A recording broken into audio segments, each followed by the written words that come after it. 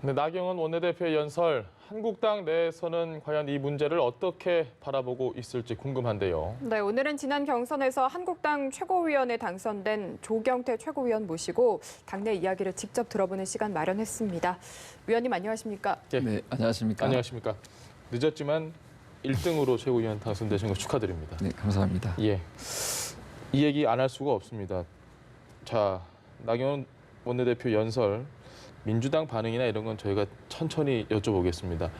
나 원내대표의 연설 자체에 대해서 일단 어떻게 들으셨습니까? 어쨌든 우리 당의 원내대표가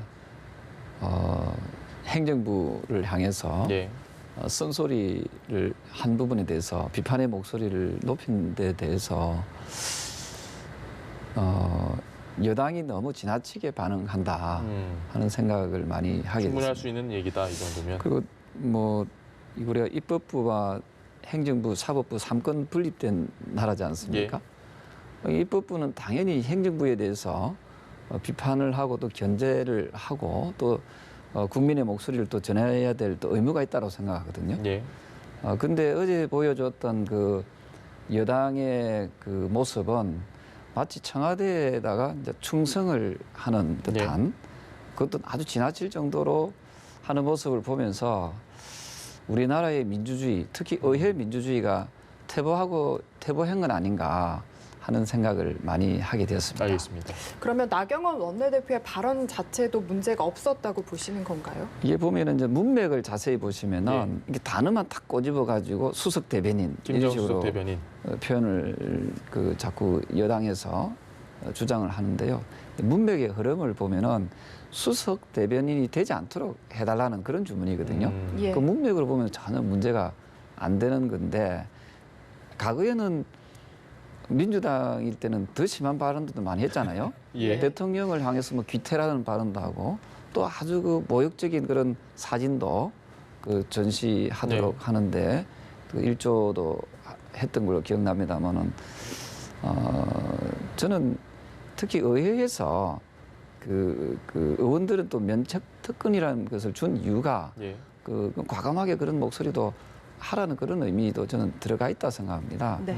그 아마도 그 연설문을 아마 국민들께서도 다 읽어보셨겠지만 그렇게 뭐 지나치다고 할 정도의 그런 내용은 아닌데 비판의 목소리도 저는 좀 이렇게 달게 받을 수 있는 그런 여당의 자세가 좀 필요하다 이렇게 보고 있습니다. 그 과거 얘기하셨으니까 생각나는 게 민주당이 야당이던 시절, 그 당시 그러니까 뭐 새누리당이든 한나라당이든 여당이던 시절이 있었을 테고 그때도 뭐 강하게 얘기를 했을 거 아닙니까, 민주당에서? 그럼 반응도 역시나 그 당시 여당에서도 굉장히 강하게 나왔던 기억이 납니다. 지금처럼 이렇게 뭐 그 심할 정도로 그 의사 진행을 방해할 정도는 아니었던 걸로 저는 기억나거든요.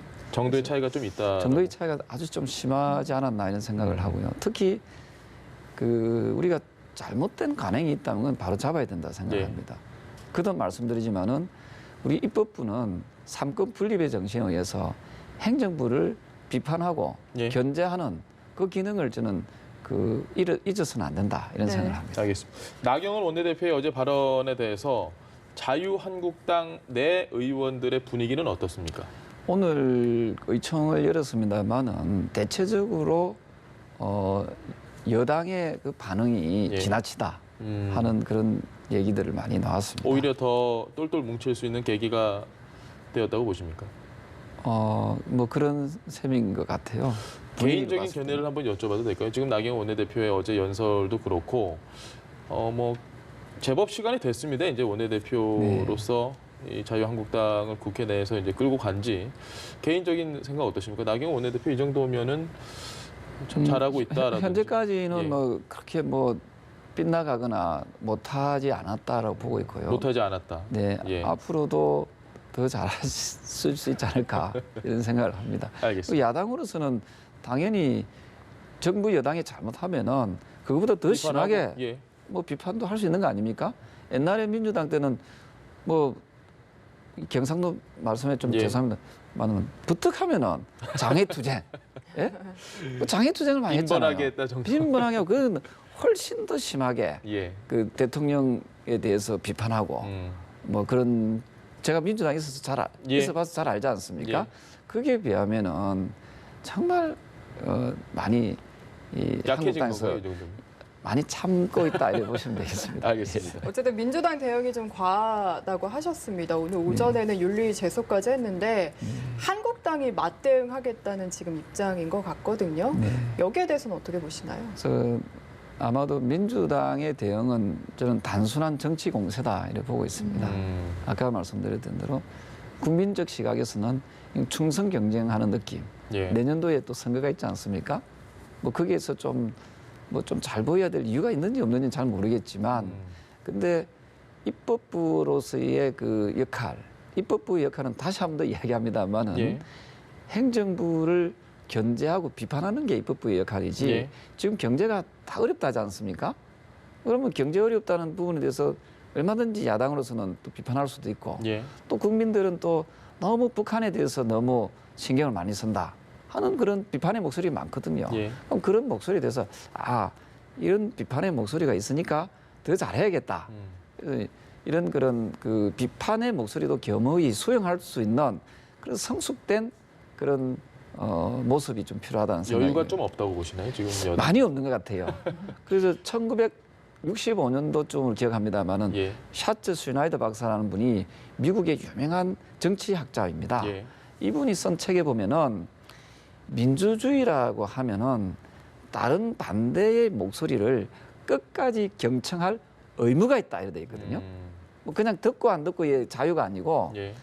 진정한 민주주의자라면은 쓴소리라도 또 반대된 목소리라도 끝까지 경청해야 될 의무가 있다. 이 말에 저는 조금 귀를 기울였으면 좋겠습니다. 알겠습니다. 주제를 조금 바꿔서요. 자, 자유한국당 내에서 기존에 계속해서 기자들이 많이 관심을 가졌던 건 과연 5.18 망언을 한 이 의원들에 대한 징계가 언제쯤 처리가 될 것이냐, 지지부진한 게 아니냐라는 이야기가 많습니다. 조 의원의 생각은 어떠십니까? 저는 최고위원으로서 그런 질문들이 들어왔을 때 네. 이것을 좀 신속하고 엄정하게 처리해야 된다는 말씀을 했습니다. 무슨 말씀인가 하면은 이걸 빨리 매듭을 풀고 예. 마무리를 하고 그 다음에 넘어가야 되는데 여기에 자꾸만 그 분란을 발목이 잡히면서는 우리가 한 발짝도 나아갈 수 없다. 예. 이런 의미에서 지금 한 분은 지금 윤리위에 어쨌든 그 징계가 끝났지 않습니까? 예. 네. 그 두 분에 대해서는 윤리위를 열어서 이분들에 대해서 정확하게 어떤 부분이 문제점이 있는지 또 해명도 충분히 당사자들한테 드려야 되지 않겠습니까? 예. 그래서 이 문제는 빨리 매듭을 짓고 나가는 것이 좋겠다 하는 생각을 합니다. 앞서서 읍참마속이라는 표현을 쓰셨잖아요. 이와 관련해서 이거는 좀 잘라내야 한다. 이렇게 보시는 건지도 궁금한데요. 읍참마속의 표현은 뭐냐면 매사에 그 어떤 공물을 볼 때 예. 사사로운 감정이 들어가서는 안 된다는 것이요. 이것은 여당에도 포함되는 겁니다. 이 보통 보면 우리가 내노남불이란 말이 뭐냐면은 내한테는 우리 편한테는 너무 간대하고 상대한테는 너무도 엄격한 거잖아요. 이게 내노남불이거든요. 이러다 보면은 정치가 포용이 되지도 않고 제대로 그 굴러가질 수가 없어요. 그래서 어떤 문제점이 있으면 그 문제점에 대해서 정확하게 시인을 하고 또 잘못이 있으면 잘못에 대해서 또 대국민께 또 사과를 하고 또 잘못이 없으면 또 거기서 충분히 해명하면 되지 않습니까? 예. 저는 5.18 문제에 대해서 일부에서는 이제 폭동이라고도 주장하는 분들이 계세요. 예. 네. 저는 그런 부분에 대해서 역사에 대한 인식을 정확하게 해줘야 된다는 생각이고요. 예. 5.18 문제가 민주화 운동이라는 거 하고 또 5.18에 대해서 유공자를 갖다가 이 공개하는 거 명단에 하고는 좀 대해서. 구분을 해야 된다 생각합니다. 예. 그래서 저는 반드시 5.18 유공자는 공적 조서와 함께 저는 공개해야 된다 하는 알겠습니다. 입장입니다. 며칠 전에 최고위원회의로 기억합니다. 김순례 의원이 이제 당사자인데 민주당 프레임에 이렇게 끌려가서는 안 된다. 그때 조 의원께서는 빨리 이제 매듭 질 거 매듭 지어야 된다라고 얘기를 하셨습니다. 김순례 의원이 그런 얘기에 대해서는 어떻게 생각하십니까? 저는 당사자의 그런 해명에 대해서는 예. 저는 이제 그분이 이제 가지고 있는 개인의 어떤 해명이라 보고요. 예. 어쨌든 이 문제에 대해서는 어떤 시기든 정리해 나가야 된다. 그 위야무야해서 가는 문제는 당사자들한테도 별로 크게 저는 좋지 않다 보고 있고요.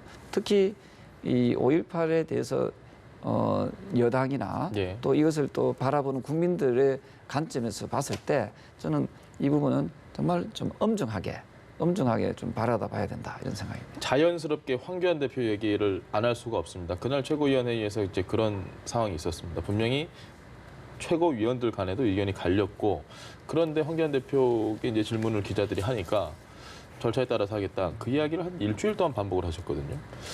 이런 애매한 태도에 대해서 지적하는 목소리가 높습니다. 어떻게 보십니까? 저는 가능하면은 비상대책위원회에서 일어났던 일이지 않습니까? 예. 거기서 두 분에 대해서 유보했던 이유는 전당대회 때문에 미뤄진 거잖아요. 예. 전당대회 이미 끝났지 않습니까? 그럼 거기에 대해서 신속하게 처리하는 것이 저는 올바른 방향이다 보고 있습니다. 알겠습니다. 황교안 대표의 당직 인선에 대해서는 더 개혁적으로 해야 한다라고 앞서서 이야기를 하셨거든요. 역시나 같은 입장이신 거죠? 그렇습니다. 그 인사가 망사가 될 수도 있고 인사가 만사가 될 수가 있거든요. 지금 문재인 정권이 지금 망하는 이유 중에 하나가 망해서는 안 되는데 예. 시중에서는 좀 경제가 파탄이라 하잖아요. 그렇게 되는 이유가 뭡니까? 잘못된 인사들이 이날 많이 차지하고 있다 생각합니다. 지금 경제가 이렇게 엉망진창이고 경제가 지금 나락으로 떨어지고 있는데 그 경제의 그 총책임을 졌던 분이 경제실장이지 않습니까? 예. 그 경제실장을 경질을 해서 벌을 줘도 시원찮은데 그분을 지금 어디로 보냈습니까? 네? 그 중국의 대사로 지금 후보자 신분인가요? 아직도? 아니 아마 거의 뭐 그리로 가는 거 아닙니까? 예. 그래서 잘못된 경우에는 벌을 줘야 되는데 잘못된 경우에 내정자죠. 예. 상을 주면은 잘못된 인사잖아요. 그래서 이런 부분에 대해서 여야가 공히 저는 문제가 있다 이런 생각을 많이 합니다. 네. 알겠습니다. 이 질문 안 드릴 수 없습니다. 전당대회 이전도 그렇고 전당대회 때도 그렇고 지금까지도 자유한국당의 우경화에 대한 목소리도 많고요. 뭐 도로 친박당이다 이런 얘기도 많이 나오고 있습니다. 그에 대한 생각은 어떠세요? 저는 그 민주당으로 이제 계속 삼선하다가 지금 예. 자유한국당이 이제 3년 됐습니다. 예. 그 제가 이 자유한국당으로 어찌 보면 이제 새내기인데도 수석 최고인이 되지 않습니까? 예. 그것도 압도적인 표로. 그래서 저 같은 경우가 그렇게 우측에 있는 사람은 아니잖아요. 예. 저 같은 사람이 최고 1등을 시켜줄 정도로 자유한국당의 당원들께서는 상당히 이 유연한 사고를 가지고 있고 유연하고 합리적 보수가 많다는 것이죠. 방증이신. 그래서 그 일부 언론에서 자꾸 우경화를 주장하는데 저는 예. 거기에 크게 동의하지는 않습니다. 그래서 앞으로 자유한국당이 더 잘하라는 그런 의미로 받아들이고요. 또 그러기 위해서라도 인사를 잘해야 된다 하는 거죠. 예. 인사를 너무 한쪽 색깔에 짙은 분들을 이렇게 많이 하다 보면은 지금 말씀 주신 그런 그 우경화에 대한 오해를 저는 받을 수 있기 때문에 앞으로의 인사에 대해서는 좀 새로운 인물, 좀 더 개혁적인 인물, 좀 참신한 인물들로 좀 채워나갔으면 좋겠습니다. 알겠습니다. 네, 시간이 조금 남아서 하나만 더 여쭤보자면 선거제 개편 논의가 지금 한국당을 제외하고 여야 사당이 패스트트랙으로 진행을 하겠다는 입장인 거잖아요. 여전히 한국당은 이 논의에 참여할 생각이 없으신 건지 앞으로 어떻게 할지 궁금합니다. 저는 정치권의 그 못된 버릇을 고쳐야 돼요. 예. 그게 뭐냐면은 패스트트랙이라는 어려운 용어를 씁니다. 예? 거기 보면 이게 신속 처리 안건 예. 이런 뜻인데요. 그 한글로 표현해도 얼마나 표현이 가능한데. 예. 그래서 저는 그 2015년도부터 꾸준히 주장했던 게 뭐냐면은 우리나라 국회의원 수가 너무 많기 때문에 예. 의원 정수를 줄이자라고 주장했습니다. 거기에 덧붙여서 그 비례대표제를 좀 폐지하자고 주장했던 의원이거든요. 예. 그래서 예. 저는 국민들한테 이걸 물어봤으면 좋겠어요. 우리 연합뉴스에서 여론조사를 해도 좋을 것 같습니다.